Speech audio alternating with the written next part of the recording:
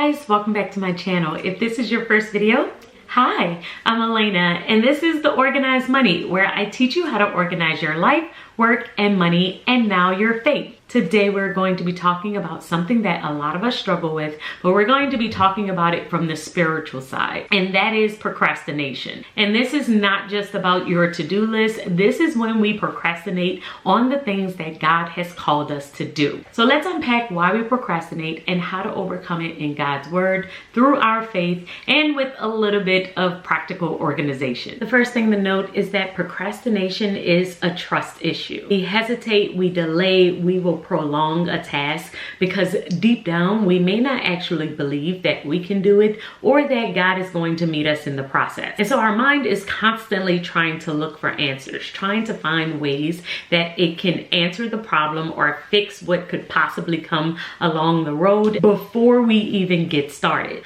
But that's just not the way trust works. We have to fully trust that we are going to learn on the journey to get there, that we are going to figure it out as we go. And that requires us to trust God at another level. Proverbs 3:5-6 says, "Trust in the Lord with all your heart and lean not on your own understanding." This means that we don't need all of the answers in order to move forward. All we need is faith and belief that God is going to help us on the way. So the next time you're stuck, you gotta ask yourself, am I procrastinating? And sometimes we don't know exactly when we are procrastinating. So one of the ways that I like to use my planner in order to figure out if I am procrastinating is to see how many times I move a task. If I say I'm going to do a task on Monday and I move it to Tuesday, that's okay. I might have been busy. But if I keep moving it, by the time I get to Thursday or Friday, I know that I probably had some time that I could have completed that task, which means that I might be procrastinating. And if I'm procrastinating, I know that I am trying to stay in control,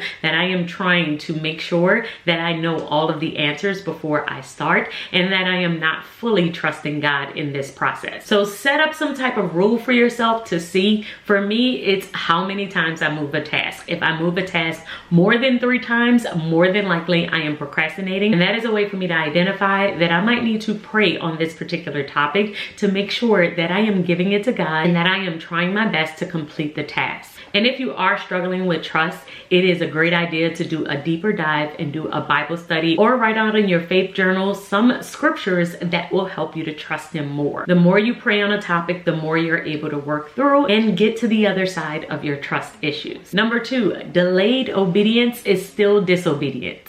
If we are really honest with ourselves, then we can remember the first or the second time God told us to do something and we have just been holding on to it. And usually it's a really big task that we may not feel all the way prepared for, so we just kick the can down the road. It could be writing a book, launching a business, starting a YouTube channel. I remember when I first got the inkling to start a YouTube channel, it was 4 years before I actually started it. I got the feeling in 2014, but it wasn't until 2018 when I really got serious and started to consistently post to my channel. But whether it's starting a YouTube channel or just having a really tough conversation, sometimes we will kick the can down the road and wait till we feel like we are able to accomplish the task. But James 4:14 says, "Whoever knows the right thing to do and fails to do it, for him it is a sin." That hit me so hard the very first time that I read it, because delayed obedience is still disobedience. We are still not moving. The action still looks the exact same, even though we feel like we are thinking about it. The great news is that God gives us so much grace, but He definitely expects us to move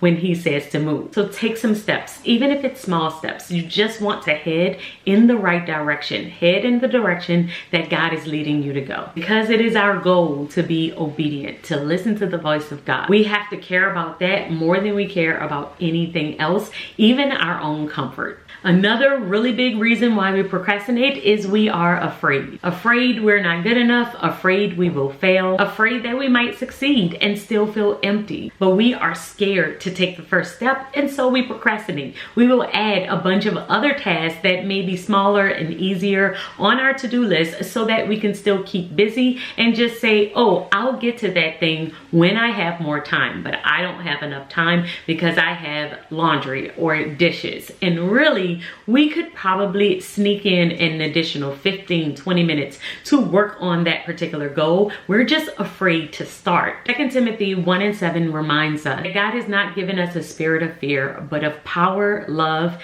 and self-discipline. That means when fear is driving the car, that God did not put it there. And we have to fight our fear with faith and practical steps. Even small progress is still obedience because we're still heading in the right direction. We're still getting 1% better. We're still going on the road that God has given us. He did not require us to get there fast. He only wants us to be headed in the direction that he told us to go. And God knows our heart. So he knows that we are afraid. We can give him that fear and still be walking and telling him, we are afraid. I'm afraid, but I'm doing this anyway, God, because you told me to. Number 4, God works through order. If you think using your planner or creating structure is going to be too rigid or unspiritual, let me remind you that God is a God of order. He planned creation in a specific sequence. He gave Noah blueprints on exactly what he wanted him to build. He told Moses exactly how to build the tabernacle. In 1 Corinthians 14:40, one of my favorite scriptures says, let all things be done decently and in order. So your planner, your routines, your to-do list is not just about productivity. It is about stewardship. It is about taking care of the time that God has gifted us. Every single day that I wake up, I see it as a blessing because I also see that God has given me one more day to work on the purpose, the calling that he has called over my life. So yes, we would like to get all the things done just to check them off our to-do list, but we also are working on purpose. We also are called here for a specific reason. It is not just to work. It is not just to pay bills. We are called to help other people, to do life, to build community, and to make this a better world. But in order to do all of those things, along with the things that we have to do, we have to be organized. So make sure that you're looking at your planner as a spiritual tool and not just a place where you write down things to do. And the 5th thing that we have to learn on this journey is the difference between rest and avoidance. Now, there is a big difference between rest and avoidance. And some of us are procrastinating because we actually need rest. We are burned out, we are tired, and we're trying to push through and focus when we need to give our bodies a break. So I need you to ask yourself, am I procrastinating? Am I just not doing something that God has called me to do?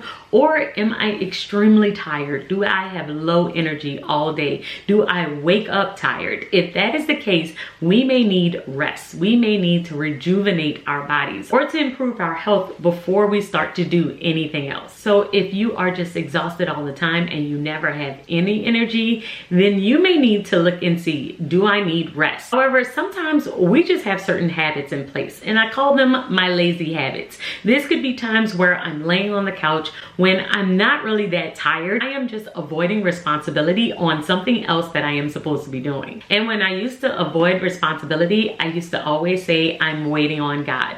I'm waiting on God to do this before I do this. I'm waiting on God to release more money before I launch or before I start or before I even talk about or write up business plans on the new business that I would like to launch. So it takes a lot of self-reflection in order to answer the question, am I resting in God or am I just procrastinating? Am I burned out or am I just hiding from my assignment? Proverbs 13:4 says, the soul of the sluggard craves and gets nothing, while the soul of the diligent is richly supplied. It is time to be diligent. And so some practical things that I will do when I am trying to push myself to be a little bit more diligent is I will always use my daily planner. Now, I don't use my daily planner every single day for the most part. I'm only using it every now and then when I know I need the extra push on my focus and productivity. So when I do feel like I am avoiding something, I will pull out my daily planner and I will plan every single morning, and I will add as much detail as I possibly can to do a little bit more and to stay a little bit more focused throughout my day. And this one extra step of writing out my tasks every single morning so that I can see it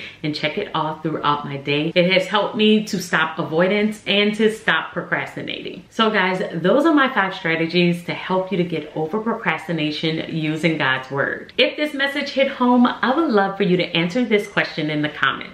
What is the one thing that God told you to do that you have been putting off? And what is your very next faithful step? And if you want to find out more about my planning system and exactly how I have set it up to help me with procrastination, I will link that video above, and I will see you all in my next video. Until then, keep organizing your life so that you can achieve your dreams.